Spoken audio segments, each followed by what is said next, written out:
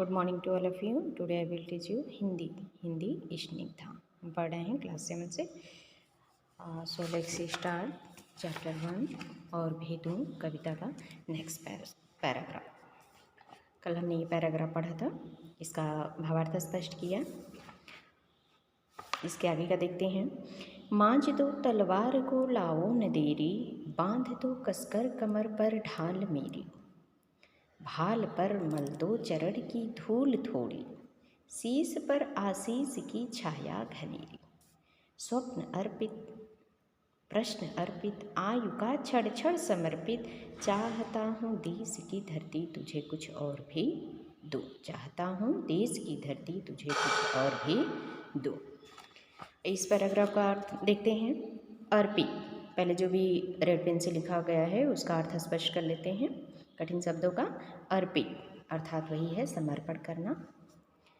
आशीष आशीर्वाद, घनेरी अर्थात घनिष्ठ या घनेरी छाया से, ठीक है। और स्वप्न जानते ही हैं, प्रश्न भी है। आयु अर्थात एज जो कहते हैं उसको। तो आइए फिर से देखते हैं, इसका अर्थ स्पष्ट करते हैं। कवि कहते हैं गान अर्पित प्राण अर्पित, रक्त का कण समर्पित। चाहता हूँ देश की धरती तुझे कुछ और भी दो। यहाँ तक आपने पढ़ा था। इसके आगे, मांझ दो तलवार को लाओ न देरी, बांध दो कसकर कमर पर ढाल मेरी। कवि कहते हैं कि मांझ दो तलवार को लाओ न देरी। वह अपनी युद्ध भूमि के लिए, देश की धरती के लिए कह रहे हैं कि युद्ध के लिए तैयार होते हुए स्वयं को कि मांझ दो तलवार को लाओ न देरी।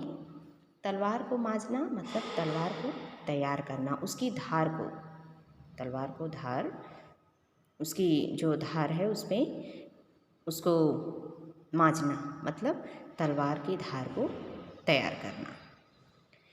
लाओ न देरी, बांध दो कसकर कमर पर ढाल मेरी। मेरी कमर पर कसकर के ढाल बांध दो। जब युद्ध के लिए जाते हैं युद्ध क्षेत्र में योद्धा, तो किस प्रकार से तैयार होते हैं उसी की बात यहाँ पे कवि कहते हैं कि भाल पर मल दो चरण की धूल थोड़ी। भाल और मेरे मस्तक पर, भाल अर्थात मस्तक पर, मल दो चरण की धूल थोड़ी।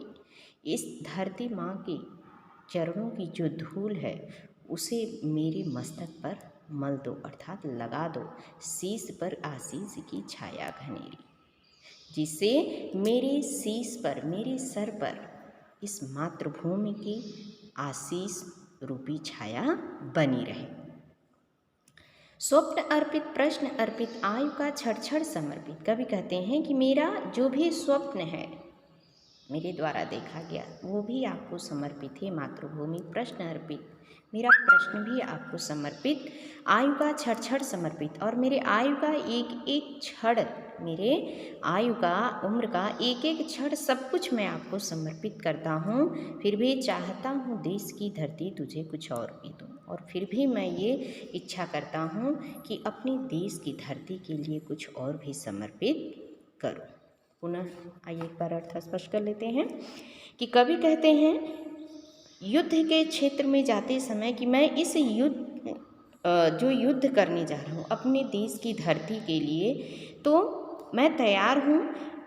तलवार को धार पर चढ़ा करके जल्दी से लाओ न देरी, उसे मुझे जल्दी से दो, अथवा उसे जो है तलवार को धार उसकी जो है उस पर धार चढ़ा करके तलवार पर वो मुझे ला करके दो, और मेरी कमर में कस करके ढाल को बांध दो, और मेरे मस्तक पर इस धरती माँ के, उनके धूल को, धरती माँ के चरणों की जो धूल हो उसको मेरे मस्तक पर लगा दो, जिससे कि मेरे शीश पर, मेरे सर पर अथवा मेरे शीश पर इस धरती माँ की जो चरणों की धूल है वह आशीष रूपी उनकी छाया बनी रहे मेरे ऊपर, मेरे शीश पर।